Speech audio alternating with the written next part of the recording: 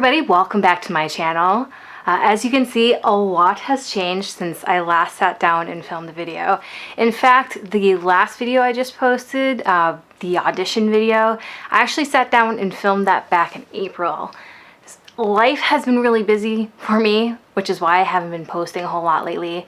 And I've been doing a lot of this in my house. I eventually wanted to do a new shelves video type of thing like I did when I had the red shelves. But right now my living room is a bit of a horror show, so we're gonna wait on that. Today I'm actually going to be doing my Reading Rush TBR. If you're not aware what the Reading Rush is, it's booktubeathon, just with a brand new title. I try to do booktubeathon every year, especially once I found out like what it was. I want to say it's my 4th year, 5th year. I know I've been on booktube for about 5 years now. I want to say it's probably closer to 4 years that I've been doing this. Because I know my first year at booktube, I didn't know I was even doing booktube. But let's get to it. The Reading Rush, formerly known as booktubeathon, is from July 22nd to the 28th. There are a series of reading challenges, and there's going to be video challenges for every day. I started doing the reading vlogs because I want to do a video type thing. I don't know how to speak today, apparently. I want to do a video for this readathon, but I didn't have the time to actually do the challenges every day. That's probably going to be the case again this year. But the first challenge is to read a book with purple on the cover. I chose a book for each challenge. I don't think that's going to happen. So I'm probably going to use a book for multiple challenges and then get graphic novels at the last second just to try to, like, you know, fluff up my challenges a little bit. But the first book that I chose is The Con Artist by Fred Van Lente. You might recognize this because this was actually a book that I meant to read last year for this readathon, and I have not read it yet. I still don't really know a whole lot about it. It's a murder mystery that takes place at, I want to say, the San Diego Comic-Con. It does take place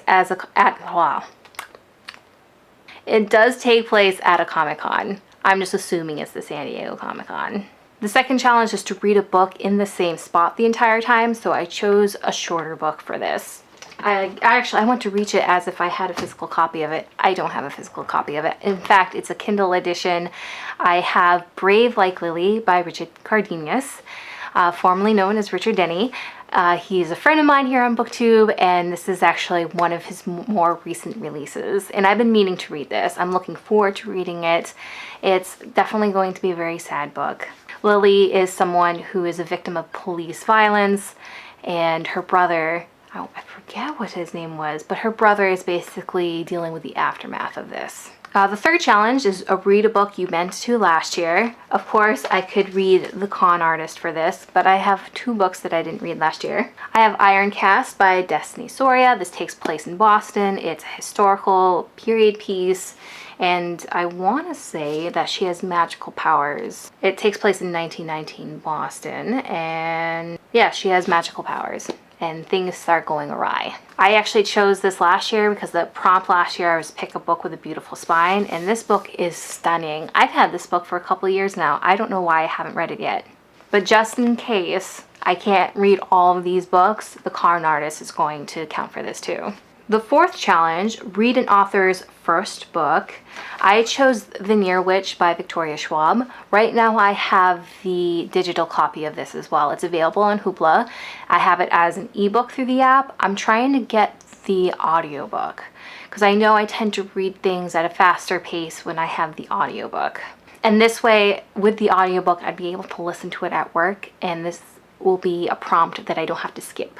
I want to say this is Victoria Schwab's first book. It came out in 2011, so here's hoping I'm not mistaken. So, I literally just finished filming this video, and I'm running to work right now because I don't want to miss this train. And I just realized as I was putting everything away, I didn't talk about this book. I pulled it out and everything.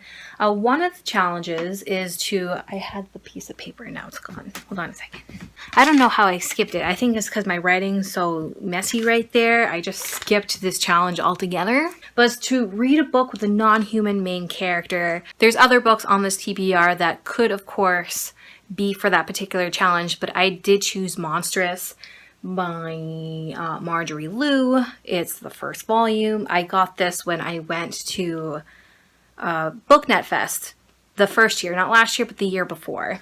I want to say this was something that Marina's brought for the book exchange, and this is the one I picked up. Our main character is not a human. She looks human, but she's not human, and she's trying to revenge the death of her mother. And that's all I know about this particular book, and I guess this is where I leave it because your girl does need to go to work. I just can't believe I forgot about that. Challenge number 6, pick a book that has 5 or more words in the title. And for that I chose The 3 Escapes of Hannah Arendt. I don't know if I'm pronouncing her last name right, but it's by Ken Krimstein. It is a graphic novel, so I'm hoping that I'll be able to get through this. I want to say this is nonfiction, actually. Yeah, it's a graphic biography of this woman. She's a philosopher of the 20th century. I got this as an ARC at one of the book cons I went to, and I just haven't read it yet. Challenge number 7 is read and watch a book to movie adaptation. This is a challenge that I really struggled with. I don't know what I want to read for this, really. I've recently finished watching Good Omens, and I haven't read that book yet. So right now I'm going to read Good Omens, and right now I have the audiobook of that through Hoopla. But that's all I got to share with you guys for today. This was meant to be a very fast video. So just kidding. The very last challenge is to, of course, try to read all 7 books during the week. It may or may not happen because your girl is busy, but we'll see. We'll see how it goes. All right, now it's a goodbye because I really gotta go. Bye. I'm going to list all the relevant links down below, like the Reading Rush websites, the challenges, anything else that's relevant, I guess. I probably said relevant twice, but oh well. Let me know down in the comments if you're participating in the Reading Rush. And as always, I hope you guys enjoyed this video, and I guess it's ta-ta for now. Bye, guys.